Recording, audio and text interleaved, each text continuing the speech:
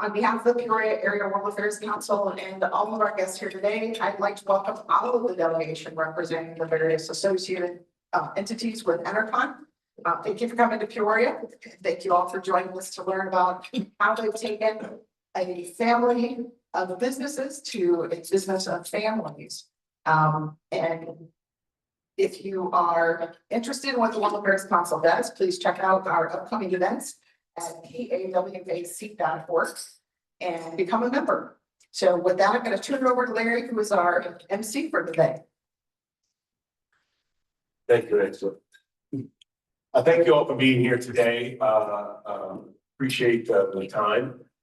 We want to describe a little bit about how we evolved as an organization. And we think that our story is not so much about us and how we've been successful, but about how anybody who is in an industry that requires committed team of people to work in an environment to serve their customers, and how you can do that. Anybody can do that overseas, and how it's worked for us. So let me just start by saying thank you to my father, who's the founder of our company, who has done a phenomenal opportunity to help produce a space that we were able to act and go and become a small multinational company. So we thank you, Ed, for all that you've done. I also just want to introduce, even though I some of our team members who are here, Anthar Othman is the head of our organization, the chairman of our company, and he's a founder of a couple of other companies. He'll describe that situation here. He has been with us now 31 years, maybe 30 plus years. And we were born in Singapore when we hired people that nobody's loyal. They'll leave for $1 right? What we've learned is the fundamental nature of our business is that we don't hire human resources.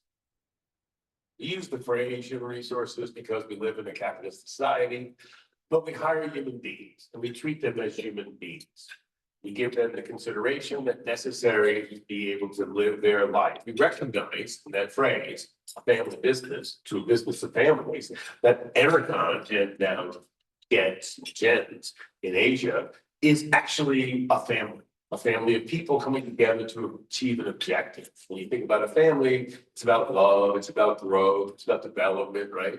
When you think about business, it's about growth, it's about development, and the word love is there. It's just not spoken enough, right? Because what Ed produced for me, and as I watched him run his business and as I watched him through with him and our business together, was that it's about having fun. You work at your job 8 hours a day, and those people, the people you see most of your life. And now it's 10-hour days because we're 410s. I'm sure there's a lot of 410s out there, right? And so it's 10 hours a day here. We're with these people. You better be having fun. So our basic ethic at the very, very start, when Ed started the company, was if you're not having fun, please leave. Because we're doing our work, we're committed to the outcome. And that's how we do business. So we went into Asia with there and with that mode involved, right? And hence we have employee number 3 here and employee number 2 who couldn't come. And he's back in Singapore right now that he wasn't able to come. So there's an indication of the loyalty. We have a length of service that's very, very deep. So I'll take it just a moment, introduce the audience if I can. Roland Lim is our CEO. And he's been with us 18 years now, almost. Yes, very good, thank you. Next to Roland is Odie, is one of our investors. He has been working with us now for about 4 or 5 years, is that correct? Yeah. Out of Indonesia. Next to him is Ilham Rabani. May have not said his last name correctly. And he is our country manager in Indonesia, building the team of people in Indonesia. Back table, we have Phoebe. Phoebe is our head of sales. She is from Myanmar. She set up the Myanmar office and we had to pull it back when Myanmar kind of went crazy again. So she was over in Myanmar for us for about 3 or 4 years. And now she's back in Singapore running our sales department, doing a great job. We still hope someday to get back to Myanmar, but that depends on Myanmar's go. Next to Phoebe on the right side is Nadira. Nadira is from Uzbekistan. We've opened up in Uzbekistan to get involved with solar power in Uzbekistan. So that's the direction we're going there. We've got a few different opportunities and she's helped us engaged with a joint venture with an installer in Uzbekistan. Next to Nadira is another Nadira. She is from Malaysia. She's an assistant country manager at this point. She's running a team of people. She's head of sales there. And in Malaysia, we have solar engineers. The finance team is based in Malaysia, as well as sales and operations. But we don't have any manufacturing yet, but the future is a manufacturing plant in Johor Bahru. Yep. Next to Jim Ryan is Akdeep Rockman. I know it best about that, sorry. Akdeep heads of our Bangladesh office, with us for a little over 16 years in different capacities, but he's our country manager in Bangladesh. Next to Akdeep is Glenn Tofu. Can you say the last name, Glenn? I'm sorry. Malaria, I'm sorry, Malaria. Glenn is Filipino, but based in Singapore. He's basically our technical lead, head of all engineering and field service and product support. And finally, last but not least, is Jackie, who is head of our business development. Oh, I forgot him. Head of our business development and in Singapore, and is leading major projects as well. And I forgot Imran, I'm so sorry, Imran from Pakistan, and he's our country manager in Pakistan. He's been with us for a little over 10 years now. That's our team here, and those are some of our leaders. Most of the people who are leading the area, who were able to bring the Philippine leader here for a variety of reasons. And so right now we have put this business model in place where we basically go into a country with technical and sales people who are able to service our market. And the basic fundamental philosophy is we treat them as we want to be treated. We treat them as human beings so they grow. And in that conversation, we sacrifice some margin. We don't make as much in that conversation, right? But the point of it is not the margin in the moment. We're not thinking this quarter, we're thinking long term. Hence, we're 50 years old, they're 30 years old. Okay. And sitting right next to you is another guest, sitting right there. I want to introduce Brian Root. Brian is the head of our company we purchased locally in East Peoria, So Bright. And the same conversation there. We're giving Brian the opportunity to lead and run his organization. And it is grow. Okay. And the opportunity is right there. So the conversation is about how do you bring people together in a way that makes them committed, energized, so they excel at their skill and become part of a team and not just a group of people working together because they have to, right? And that's the model we've gone, and the phrase going from a family business, where we started, to a business of families is a narrative that we can then all embrace. And in our USA operation, we are blood related and probably 25–30% of the people. But in our Asian operation, it is all friend related, connection related. And as you listen to people speak, they are able to show you their commitment to our organization. So that's a background to some extent. I hope I didn't go too far. I'm going to turn this over to Azar, let him speak about how he's taken our strategy. So we together had the strategy to expand to as many countries as possible this model. And Azar taking it from the 2 we were in, Pakistan and Bangladesh, to now 7, marching to 20 by 2030. Again, we've got 4 or 5 already picked out projects in the works. And once we land the project, we'll need people on the ground. So I'll turn this over to Azar. Good morning, everyone, and thank you, Larry. Ed, I think the best way to start is to begin where I first joined the company. And to be honest, I didn't mean to stay long in Enercon. Trust me, I went for the interview. And I came from a power plant background. I stayed in Japan for 1 year. I stayed in Iran for 2 years. So I do have certain background before joining the company. And I saw an article in the newspaper say that project coordinator. I was a service engineer. I said project coordinator is okay. I can take the role, right? And I planned 3 to 6 months I'm gonna resign. But it turned out to be 30 years later. and I didn't resign, so the point that Larry mentioned, why I stayed and why I saw the value of what Enercon Peoria has done in bringing up the culture back to Singapore. I kind of made them together, the culture of Enercon and the culture of Asian in that manner, so that we can bring this value to the people that you see right now. And how we run the company and how we hire people. And this is my belief that we don't hire because purely the talent, we hire because of the character of the people that we spoke to, the honesty, the humility, the way they carry themselves.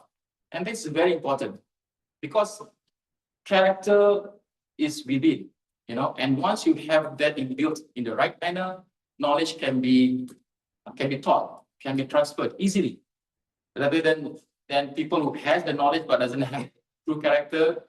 And we believe that in our company, there's no star players. Everybody is important to us. And this is something that we have embraced. And there are cases we hired people, we thought they were good in terms of the knowledge, and turns out there's to be the opposite way. And of course, if you have both knowledge and character, I think we got the right model to grow the company where we are now. So when we started in 1994, when Larry came over, I came in 1995. I'm the third employee, as what Larry mentioned. And I remember Ken Dalton was the manager that ran Singapore at the time.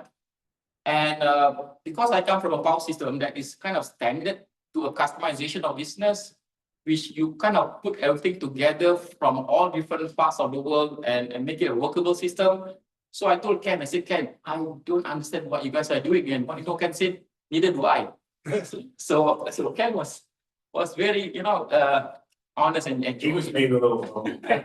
Ken spent 20 years working for Caterpillar in their service industry in the Middle East and in Egypt and Saudi Arabia, servicing and making sure catch gensets worked. So he was very knowledgeable, hands-on, got his stuff done. And for those who I was telling my family here, he was from the Navy. Yeah. So and the other thing about Ken is that he trusts us. He trusts us as what Larry said, as human beings, as we produce our work.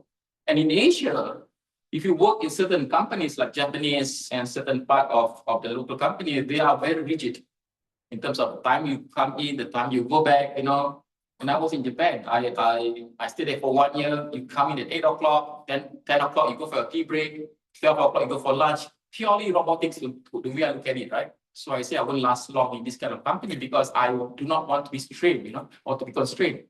So Ken allow us to do so, and Larry as well allow us to make mistakes. I think that's the most important element of any company, to make mistakes and recover from there, of course. And in the moment of joining the company, at one point I decided to continue my study in UK. And I resigned from Enercon. Honestly, I resigned. And in Singapore, if you resign, you resign. You don't come back anymore. That's how the story goes. But Ken waited for me. Exactly 2 years later, I finished my degree. He called me and I thought something happened in Singapore. And I called back. I said, Ken, what's happened? He said, are you coming back? I said, yeah, I'm coming back because I got no job, right? I said, no job. So I must have come back to Enercon, right?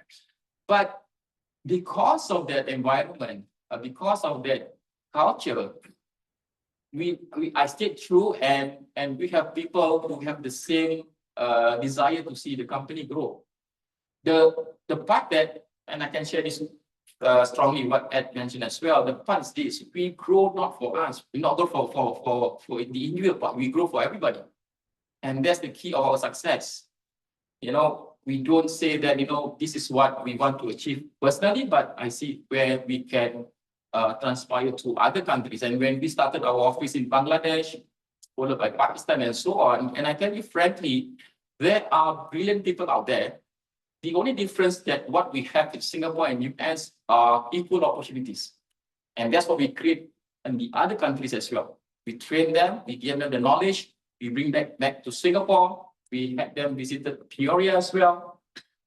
And they saw the value and they did well.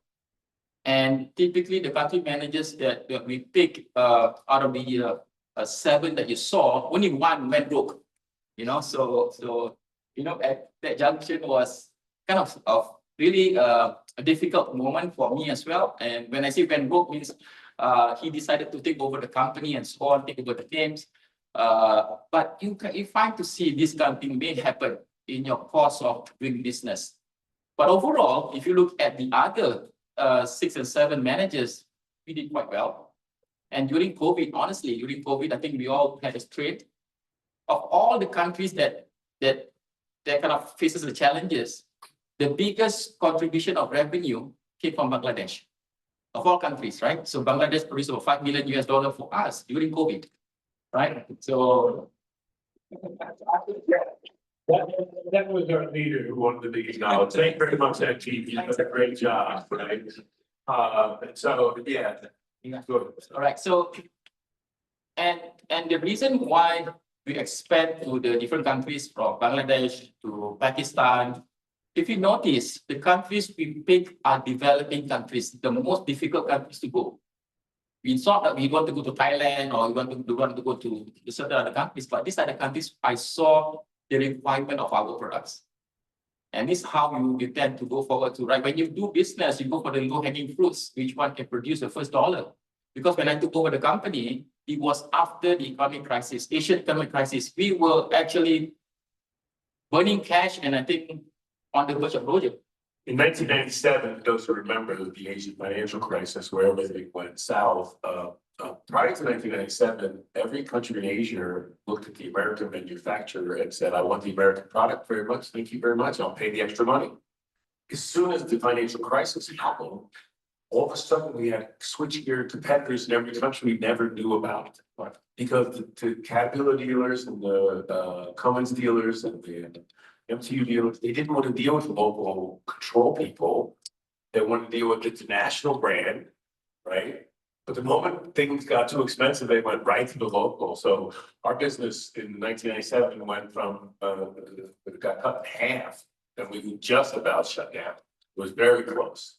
And hung in there and stayed in there, and as our built that strategy by moving with us to Bangladesh.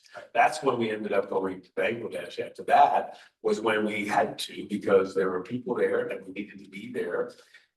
And the cost of Singapore was so much more expensive than the cost of Bangladesh. And so we made some mistakes in Bangladesh. We were too fast. We hired the wrong people. Our first country manager opened a video baller in the first below the office. The second country manager stole our name, but still has it, right? So Actif is our third country manager over the course of 20 years.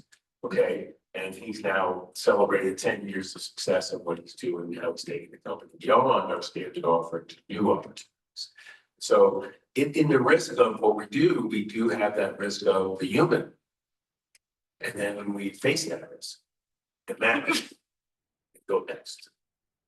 Right. So at that junction, when someone you've trusted open a company and they just the door, I mean the room beside, they open a video parlor, what Larry mentioned, and I send money over to Bangladesh, and this is going to run their business.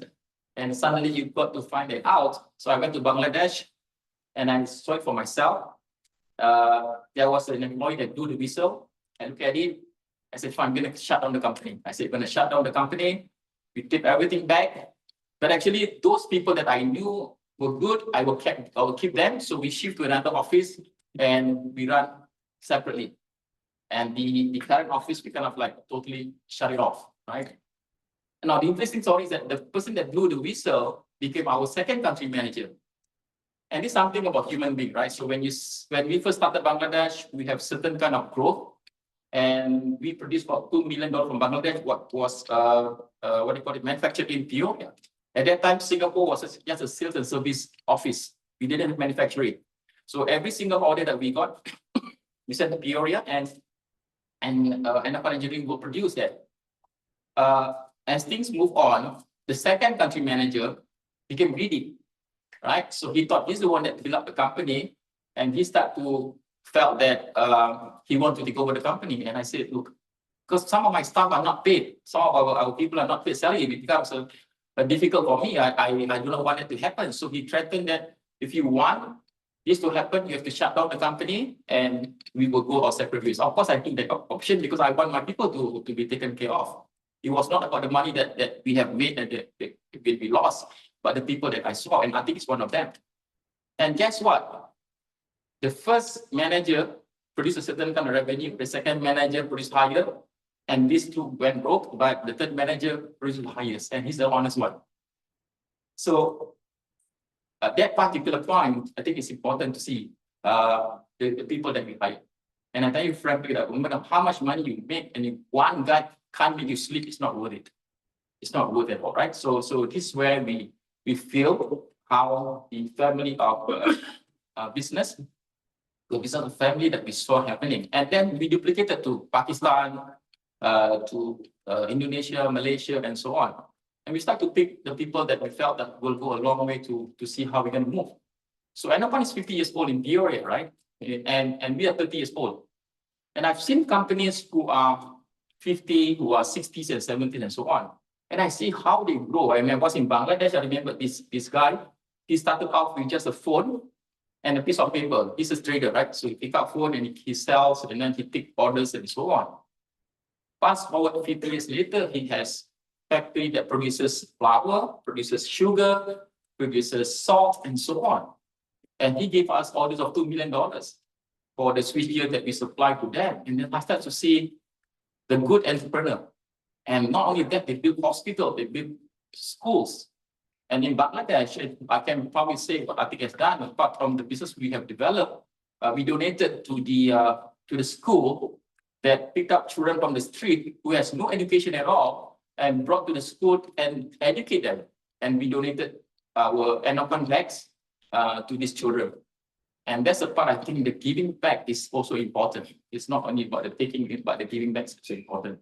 Yeah, so we've gone a little deep into the banquetist discussion, but the fundamental principle in this is that we treat humans as human beings, as important contributors to our organization. We get burned sometimes. It hurts our profitability at times, but it makes a better environment. It makes for a funner environment. And yes, I know that's not a word. I just like saying it. And so it just makes for everybody being more committed and being a team. One of my executive coaches that I had, who's passed away, and used to say that it's easy to have a group. It's hard to produce a team. Most companies have gangs. Okay, so we produce teams of people in different locations, with different skills. They know they're supported. They know that we're going to have their back. And that has a financial consequence. So we then share in a way that they then have more commitment to us. So the type of business we are, so working with power generation. Everybody, when they throw that light switch, they don't want that not to work, right? It's like nobody wants that to happen. So the reliability is really important. And the ability to service and support is very important. And without that level of commitment with the humans behind, how can we, as the business owners, trust that they got our best interest at heart and not just trying to get the job done and get home, get back to their family, right? Because that kind of mood comes out. Nobody wants that, right? So we work really hard to do what we call is the right thing for the right reason. And an engineer said to me once, well, Larry, you know, there's lots of right reasons. I go, exactly, Steve. We expect people to think. We don't have a formula. We have a process for sure, but we expect people to think in the situation because our conversation is not about what's fair. It's about how to take care. And in that conversation, you don't always get the fair outcome. My apologies.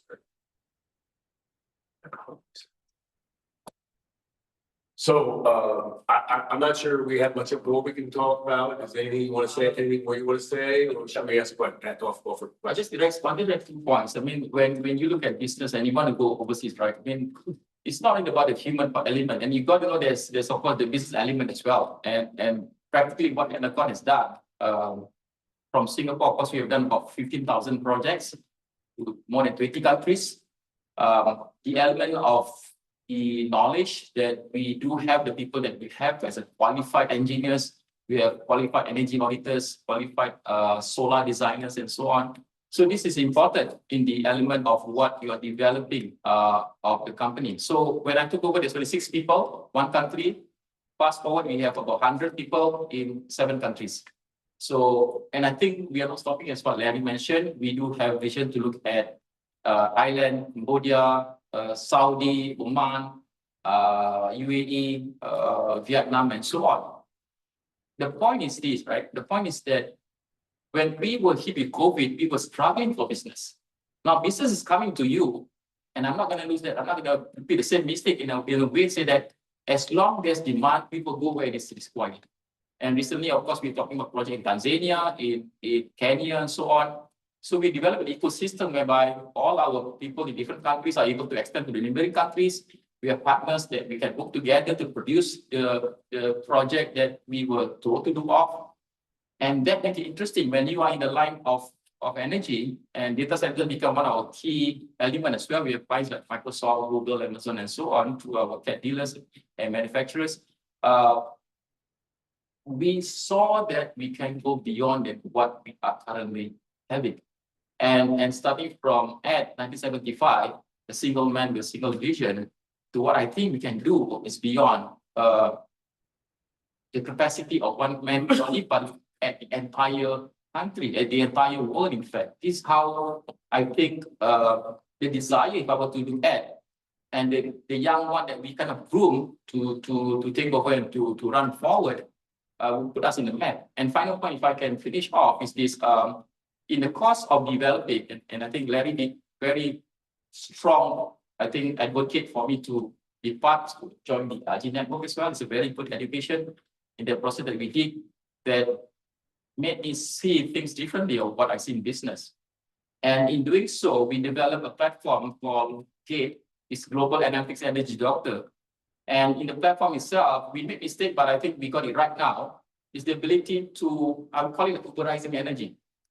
Uberizing energy means the ability to deploy clean energy in the fastest and most efficient manner. So if we were to, eventually, we have launched it in Singapore, and we will plan to launch in various countries, and this is going to be accessed in Android and iPhone, where clients can do their energy assessment, and then get their results through artificial intelligence. Now, the people that we have are very smart, right? But to go to where we're going to go, we do need technology to push forward. And by doing so, we can create an ability to produce energy report. At the same time, we bring energy marketplace where project can be developed and funded as well. And the third level that we have achieved is the ability to monetize carbon credit. And if you look at the whole scenario of what we are doing, the people matters, the business matters, and I think the vision matters of where we're going to go for, of where we're going to head to.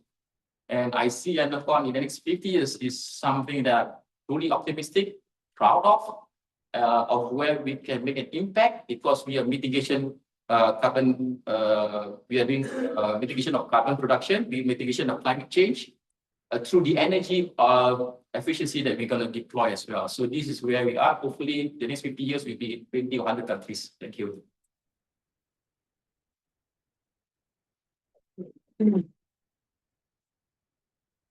So I know that there's a few folks who are not part of ours. So if there's any questions, or anybody anywhere have any questions or comments, we're open for any comments. Larry, how does it happen that you're concentrated in Southeast Asia? What about South America, Africa? Is that Well, a coincidence? Good question. Dennis asked, why are we concentrated in Southeast Asia? Why didn't we look at South America or Africa or other regions? Well, the honest answer is that we were invited to come to Southeast Asia. We were doing a lot of business with Telex and, from America. We had won in the late nineties before we went to Singapore from Bradley, the Export of the Year award at that point in the late nineties. We were exporting about 75% of our product. And a good friend of ours called us up from Caterpillar Asia and said, you need to come to Singapore because there's a competitor here now and he's taking your business. And when we were invited to come to Indonesia. When we landed in Indonesia, we were toured by the Caterpillar dealer, the principal owner of the dealership, toured us around, and a man named Betalami. And we looked and saw that it was going to be a challenge. We had never opened anything overseas before. But then when we went to Singapore, which is the hub we flew into, the taxi drivers all spoke English.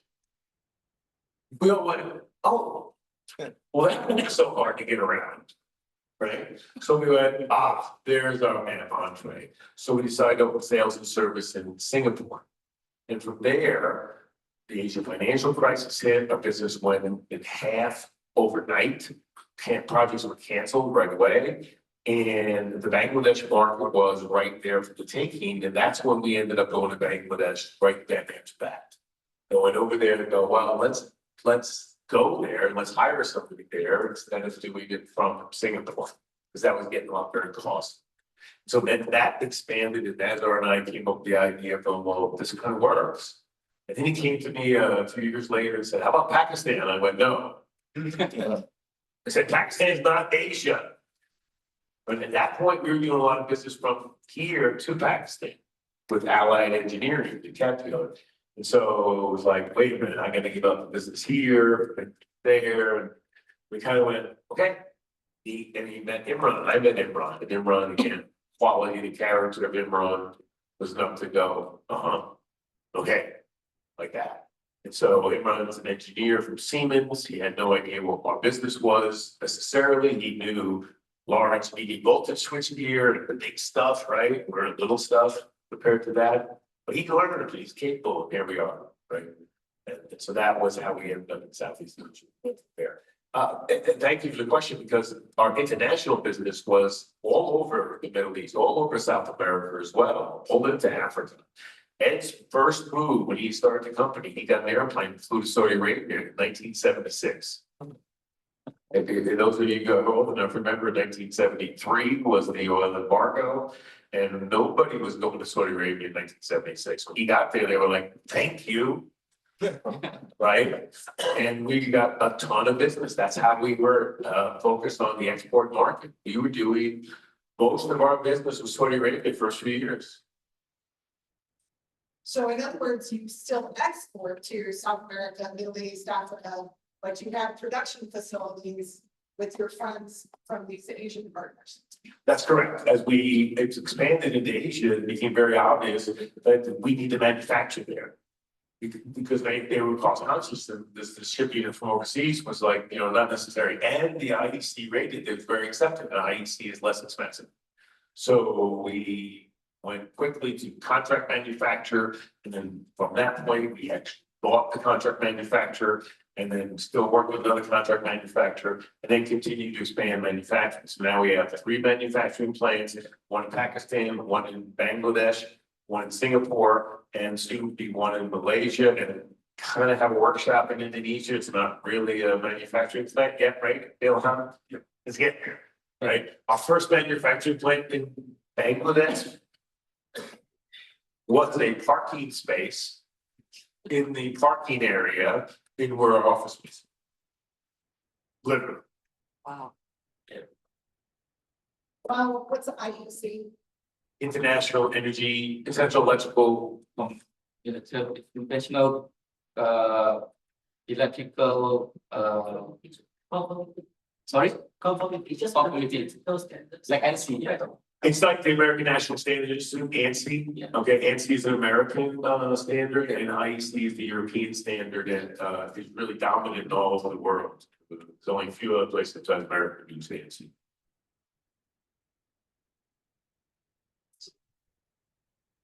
It's such an incredible story. particularly building the corporate culture that you have to speak to all your team members.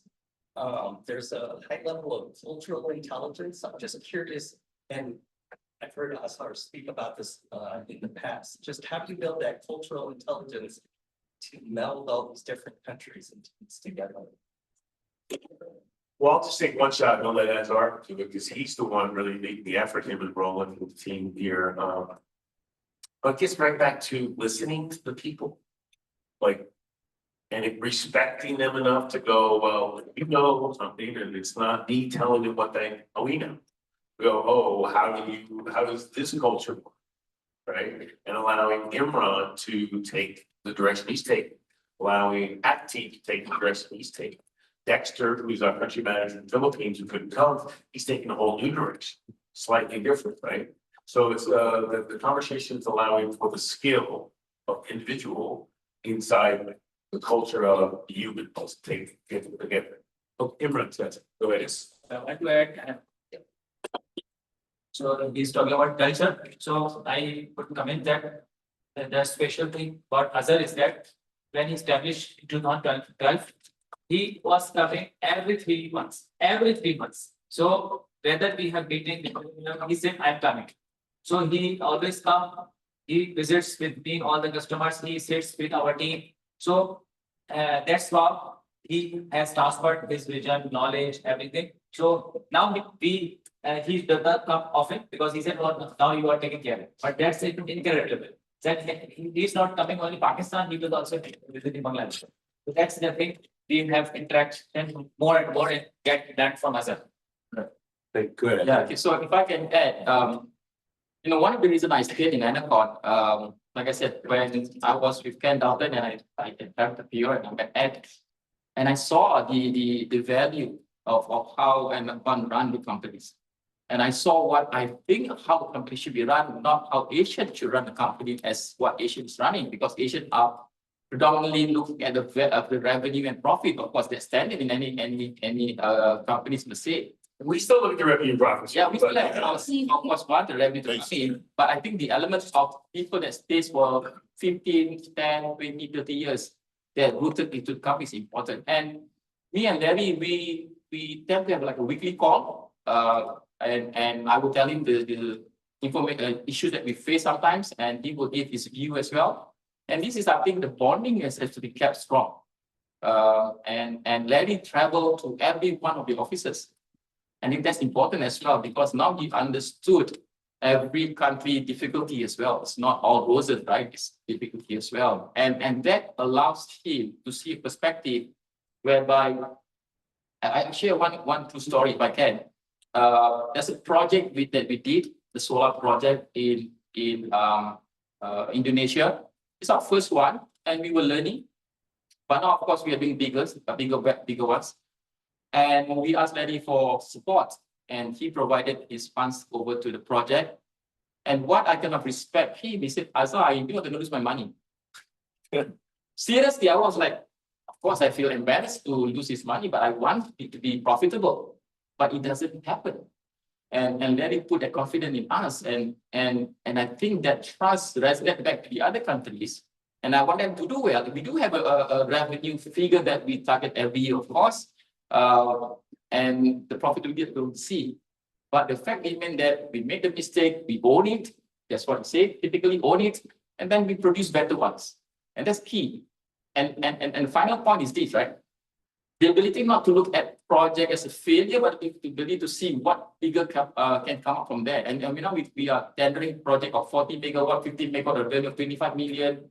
That project was $300,000. $300,000 for a 450 megawatt solar rooftop and a paint facility in the middle of the island of Java. We were almost going to become an Indonesian utility. Yep. Yes. And then he went to Indonesia and see for himself. We went to the rooftop and see the solar that we installed. And this is how Enercon works. We want partners to come in and see what we do, and we will see what they do as well. And I think that create bond, that create trust, that create relationship as well.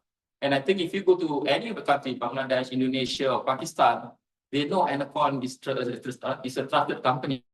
So that's the projection we have done quite well. And that create loyal customers to you as well. And that's how we go through 30 years. So to correct a little bit, Ms. Mike, just thank you, SRS, we didn't intend to lose money, we knew it was an investment, right? So we basically funded this solar project because we knew that he was moving towards solar commercial business, we needed to get it there, and the first project was had to be bought. Right, so we're about to sell that project, we are going to lose a little bit of currency.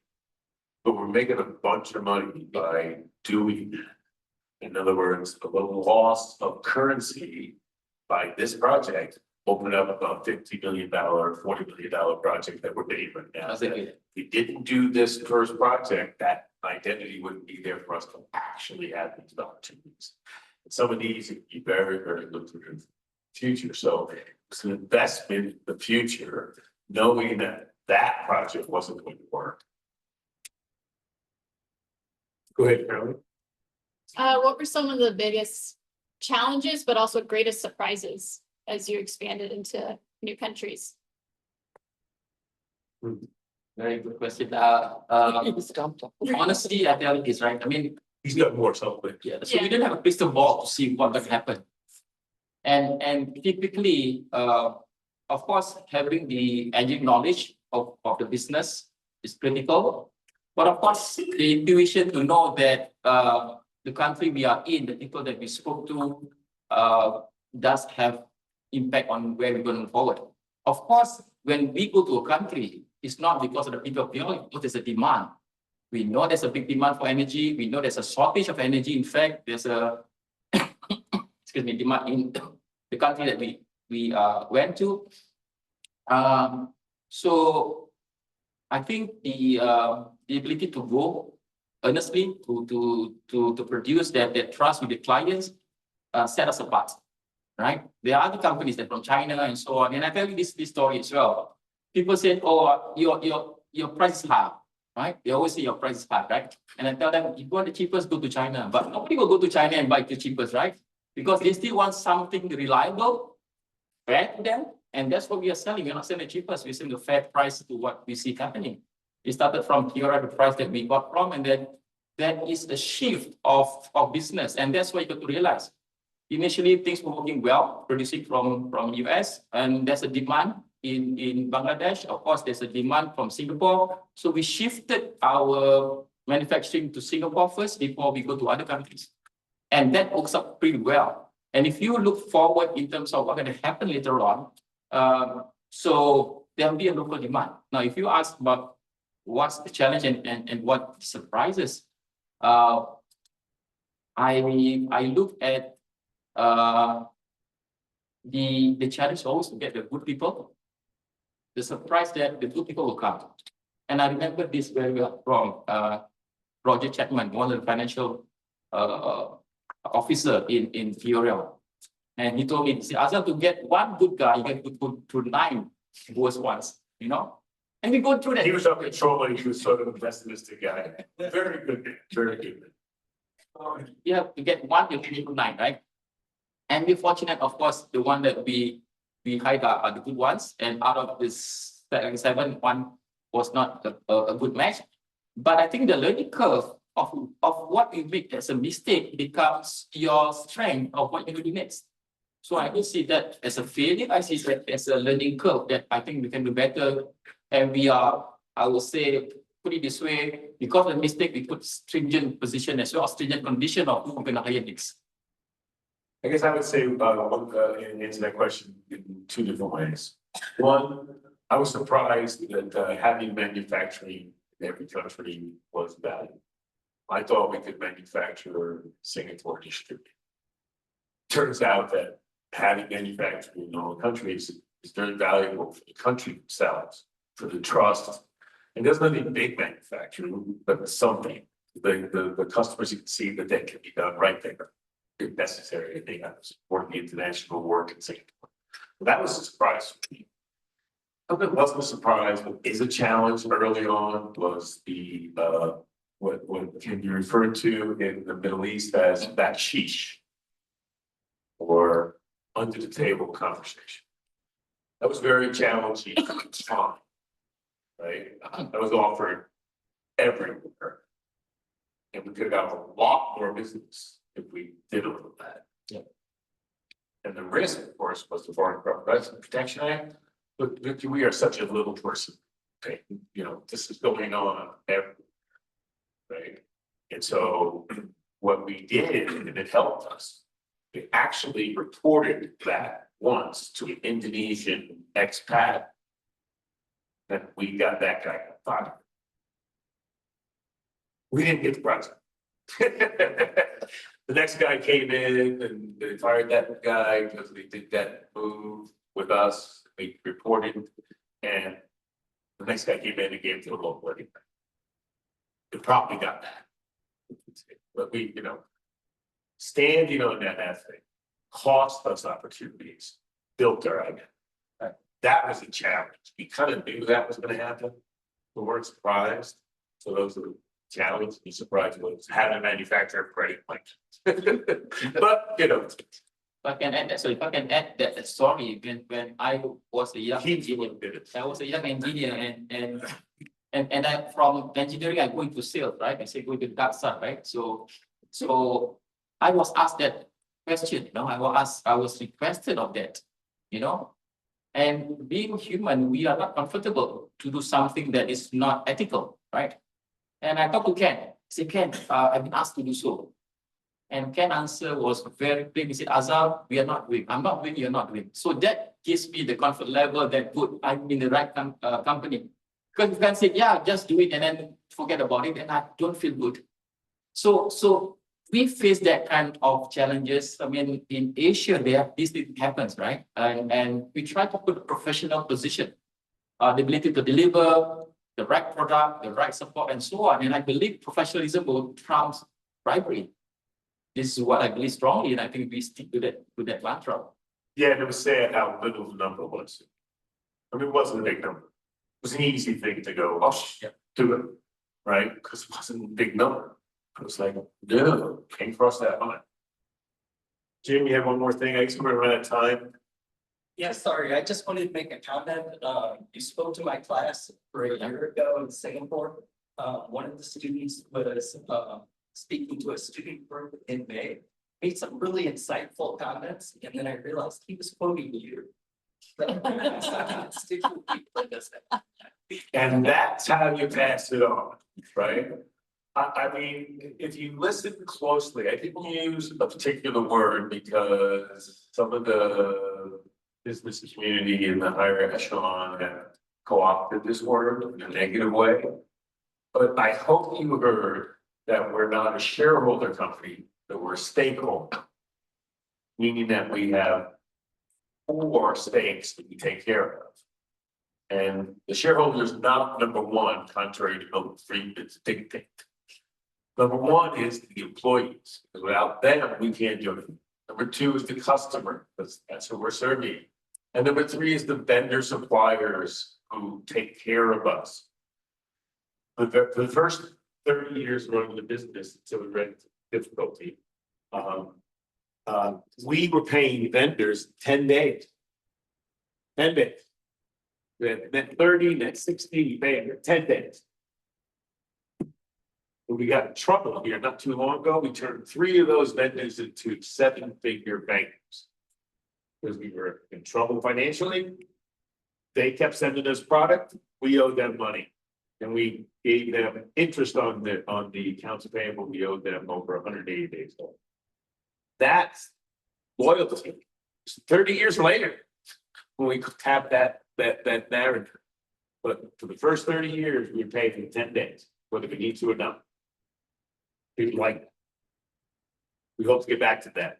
But right now, we're not that. That's the kind of loyalty, bringing people together and thinking in a more holistic, larger perspective instead of the next quarter or this year. How we maximize profit, how we have most efficient thing. No, we're looking for long-term growth. That's the kind of business we are in, right? And we built that with the character people we have. Thank you for your time.